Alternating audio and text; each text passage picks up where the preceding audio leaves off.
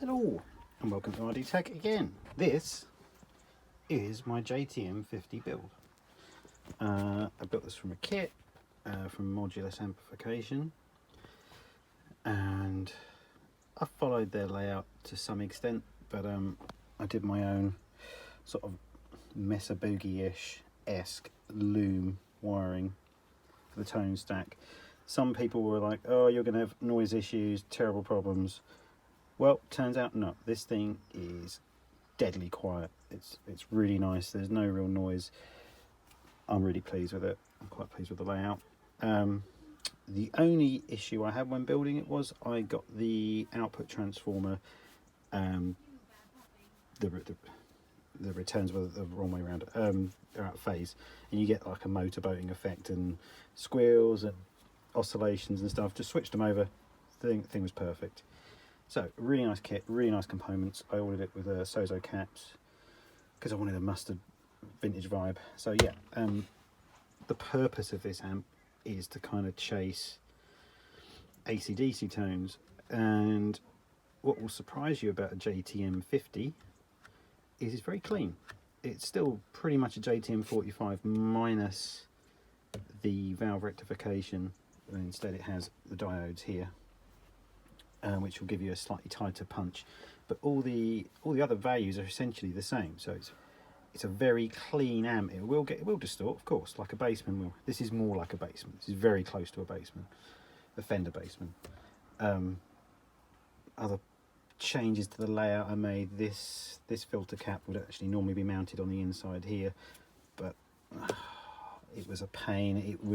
The holder wouldn't really fit here properly, and I didn't like the way it would go over the transformer, so I put it more of a traditional JMP style. Eagle-eyed among you will notice there's some alligator clips coming out and a switch. So the purpose of this, also in chasing the AC/DC tones, when you plug this in, this is more akin to a Malcolm sound, because the Marshall bass, super bass, was more like a JTM45 Bassman circuit. Whereas the lead sounds had some things added to them. I'll show you here. So this is a JTM50 circuit, and you'll notice here shared cathode bypass. Also, the other bit you want to see, there's a couple of other changes. Where is it on this cathode as well? No cathode bypasses here feeding the tone stack. Well, this gain stage here, V2A. So I thought, well, let's make this a bit more interesting and move it, have some options to get it to a 1987. There are some things we're not going to change, is the filtering. So these are 50 UF, whereas on the JTM50 you would be looking at 32 microfarads.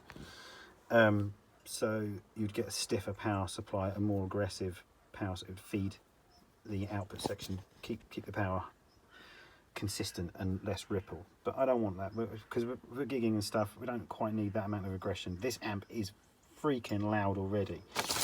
So what we're going to do, we're going to make, rather than be the shared cathode bypass that we have here, we're going to make that switchable so we can keep our options open, and insert a switch which switches in this little cathode bypass on V1B. This side is V1A, V1B. And with this little switch here, I have played around with different components, different styles of capacitor. I've got some orange drops here as well, skinny ones and weird, slightly faster ones. Tried them both, didn't like them. This cheaper style one actually sounded a bit nicer, so I'm going to go with that. So what we're going to do with this, so we've got a spare post here. This will attach to here and join up here on the earth, the ground, for the what was the shared, which will now be switchable between shared and separate V1A and B. V1A and B V1 is actually two circuits in one valve, A and B. So anyway, this switch will then be able to switch between the shared and the split cathodes. That will give us a little bit more gain and a little bit more aggression, which is what we're after for the more Angusy tone. Also, something we're going to switch out on was, like I said, on V2A. You notice we have cathode bypass capacitor there, and let's have a look at this one. So we've still got the 820 ohm resistor, but this one we also get an 820 cathode bypass capacitor on there. Oh, I just noticed as well. Oh no, still 100k there. 820 or 1k. That might be interesting to play with. So another 0.68. Same value as that one.